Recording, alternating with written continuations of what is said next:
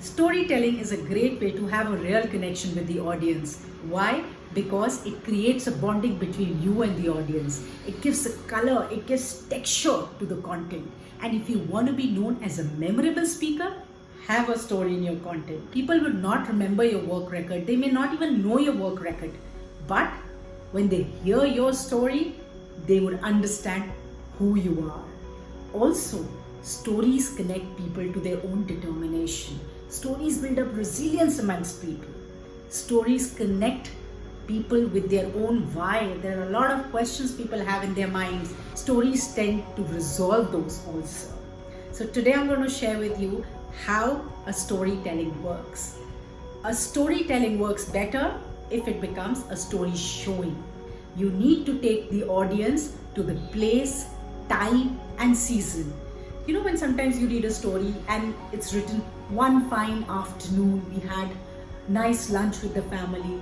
So you suddenly go back in that sunny afternoon with the family sitting together for lunch maybe. So you start imagining yourself. So you need to take the audience to a different place, a different season, a different city or a different country to take them along in your journey of the story.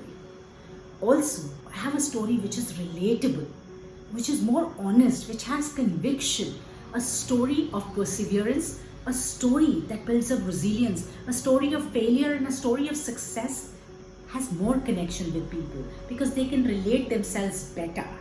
For example, if a teacher is narrating Hansel and Gretel story in the class and the children are really enjoying, it's not because the teacher is narrating it. It's because the teacher is narrating it with expressions, with voice modulation, with props maybe, and that is what keeping the children engaged. Similarly, in case of adults, have your story. Your story is going to have a real impact. So let me share my story with you and then you would understand how a storytelling works. Hi friends, wishing all the mothers a very happy Mother's Day today. Since it's Mother's Day, कुछ अपना लिखा हुआ सुनाती हूँ. तो चलिए शुरू करते हैं. जब छोटे थे तो टीचर कहती थी write an essay on your mother. तो क्या लिखते थे? My mother's name is so and so, she really loves me a lot and she is very beautiful. और उन 3 लाइन्स के बाद क्या होता था? दिमाग की बत्ती गुल हो जाती थी क्योंकि माँ तो उतना ही समझ में आती थी.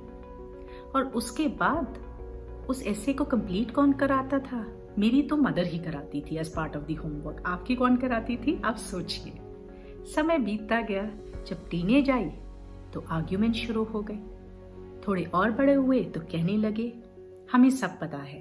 लेकिन आज समझ में आया कि सब कुछ नहीं पता है क्योंकि आज मैं भी एक मदर हूं.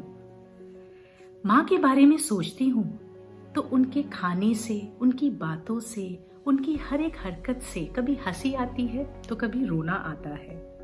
आज मैथ्स में कुछ अपने बच्चे को समझा नहीं पाती तो ना समझती हूँ अपने आप को. जब वो नहीं समझा पाती थी तो कह देती थी आपको तो कुछ भी नहीं आता है. आज बच्चे क्या कहते हैं? Don't worry mom, we have another mom. And who is that mom? Google mom. समय तो बदल ही गया. मुझे करारी भिंडी बहुत पसंद थी और वो भी करारी रोटी के साथ. तो माँ अक्सर अपने हाथों से खिलाया करती थी.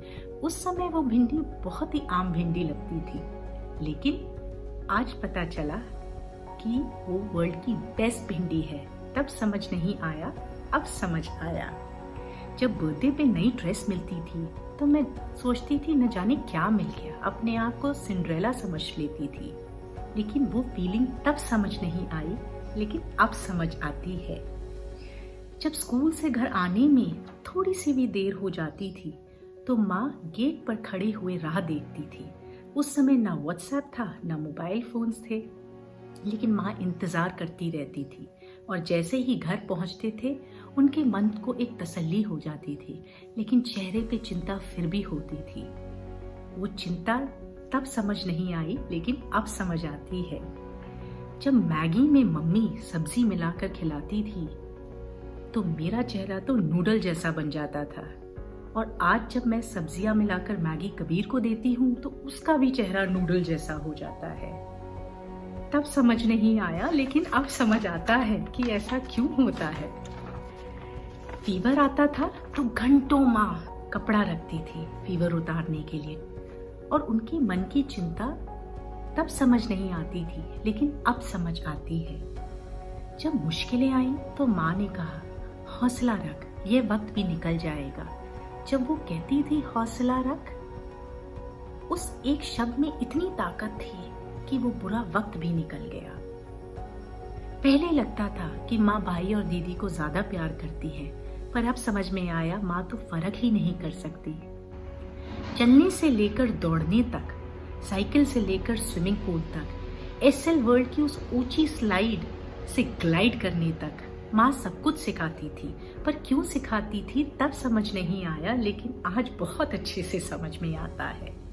जिंदगी में कुछ बने या ना बने, माँ ने कभी नहीं कहा कि तुमने कुछ नहीं किया, बस हमारे हर फैसले में हमारा साथ दिया। लेकिन आज भी कहती है, read more, follow your passions. तो हम कह देते हैं माँ वक्त निकल गया। हम आज ये क्यों कहते हैं तब समझ नहीं आया, लेकिन अब समझ में आया। माँ दुनिया के किसी भी कोने में होती है तो एक फोन कॉल पर झट से पहचान जाती है कि आज मेरा मन उदास है कि आज मैं खुश हूं। ऐसा क्या कनेक्शन है पता नहीं, लेकिन जो भी है, माँ का एहसास एक अद्भुत एहसास है। और अगर आज कोई टीचर बोलेगी कि write an essay on mother, then एक किताब भी कम पड़ जाएगी, क्योंकि तब समझ नहीं आता था, लेकिन अब समझ आता है कि माँ कौन है, माँ क्या है। So wish you all a very happy mother's day.